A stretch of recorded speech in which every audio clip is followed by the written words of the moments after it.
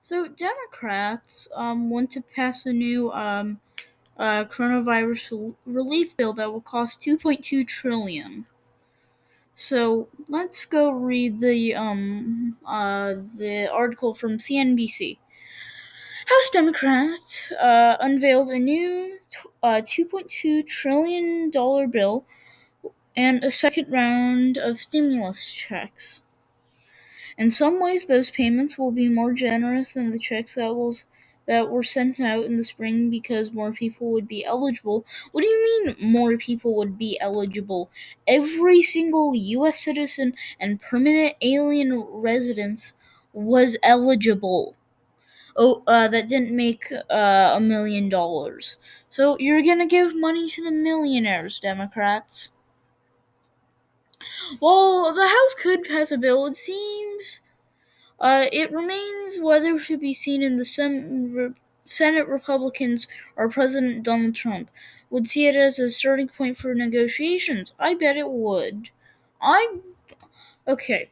I'm gonna put all my eggs in a basket, and I'm gonna say the Republicans will pass it. Because I mean, why wouldn't they? The Democrats had just say, "Here's your idea. It was good. We're gonna try to pass a new version of it." The big From jobs to saving to retirement plans, the coronavirus pandemic has upended many Americans' financial lives, and that resulted in millions of people's serious financial hardship. They are hoping for more relief, including expanded federal unemployment benefits and a second round of 1,200 stimulus checks as the American economy copes with the challenges from COVID-19. Now, House Democrats have introduced a new bill that reduces the total size of the aid previously sought to the aim by Republicans. The proposal still has the HEROES Act included in the second round of stimulus checks. This time they're calling for a more generous term than the first checks were dispersed in spring, which would lead more people for the money. Well, what are they asking for? Well, there's a video. By the way, this is my live reaction. So let's go watch the video. Business leaders agree that Congress needs to come up with another stimulus package, and we've got a new one from House Democrats. $2.2 trillion in spending. Ilan Mui joins us with the very latest details on this. Ilan, good morning. Good morning, Becky. Well, House Speaker Nancy Pelosi is scheduled to talk with the Treasury Secretary this morning about the Democrats' latest offer. This would be their fourth conversation in recent days as they try to revive negotiations that have been stalled for months. Now, Democrats' latest proposal includes $436 billion in state and local funding for one. That's a lot. Oh, $2.5 billion for airlines. That's fine. Year, $25 billion in aid for airlines and no furloughs through March, $1,200 in direct checks, $600 in enhanced unemployment benefits, and designated funding in PPP for the smallest businesses, nonprofits, and hard-hit companies. Nonprofits? Wait, so the government's giving money to nonprofits? I thought the entire idea of nonprofits is they weren't supposed to get any money from the government, and they weren't supposed to, make money. They were just supposed to get donated it. Now, there is some division among Democrats about whether to actually bring this bill up for a vote. There are those who just want to pass something before the election, even if it doesn't stand a chance in the Senate. Others are calling on Pelosi. It does stand a chance, though, because Republicans did a bill To still hold firm for a bipartisan deal. Members of the Problem Solvers and I'm saying it's probably going to be bipartisan. Caucus plan to send her a letter that says it is essential that we send the Senate a compromise bill before the election that is reasonable and that can be signed into law by the President of the United States. Now, the House is scheduled to go on recess on Friday, so that doesn't leave a lot of time to get this done, Becky.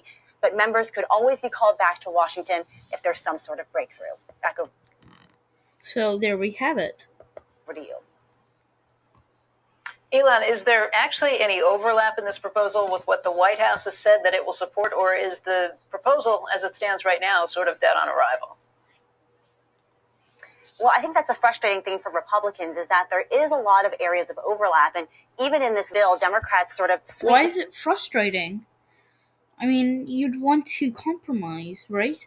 You'd want the most bipartisan beliefs, so if you don't like one thing, it's not too far off from your ideology, from what you believe in, to go to Democrats. Same with Democrats and Republicans. sweetened the deal by adding some things from their previous package back in the spring. There's now the money for the airlines. There's now the PPP extension. There's more money for schools. They came down in More money for schools. Oh, me being in school myself, dude, school has it easy. Areas like state and local funding, as well as money for the Postal Service. So there are a lot of Why? Well, the Postal Service, I don't think. Actually, yeah, places where they do agree, but Pelosi has been adamant that this is going to be an all or nothing deal and unwilling to vote on individual items so that they can get something through both chambers of the Congress. God, add.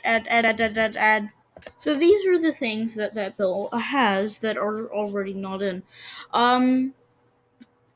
Paycheck protection, child care, enhanced federal unemployment. That's already. Actually, I'm just gonna read everything. Stimulus checks, airline industry funding, and that's it. If we if it was just this item, it could potentially needle.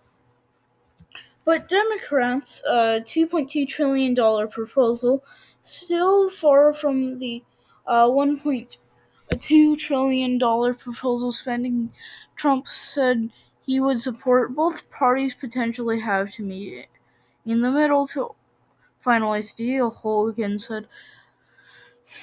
So, that's it. Basically, Democrats are pushing for a new bill, and I'm just here to inform you.